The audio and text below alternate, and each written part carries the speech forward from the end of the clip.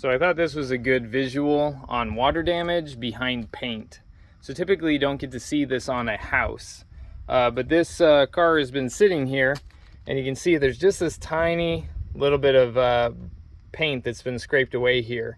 But from that tiny little itty bitty hole, look at all the water that has made its way. Look at that. Look at all that water in there. And that's only from a couple days of rain, because it's been super dry around here. And it entered in through here, maybe a little bit through here, ran down, and it just filled up just a pretty large space full of water. What usually happens on a house when you have a little tiny nick like that is it gets absorbed directly into the wood. And you can get a lot of damage from a little bit of rain. And when it comes down to where the water can't run out, gets caught in the paint, it just gets sucked into the wood or whatever the siding might be made out of, and that's where you get your dry rot from.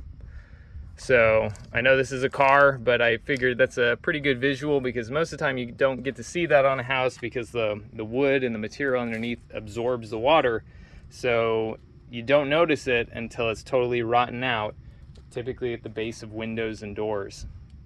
So if your house has paint chips and it's not been painted in a while, you have to recaulk, especially if they didn't use a good elastomeric caulking.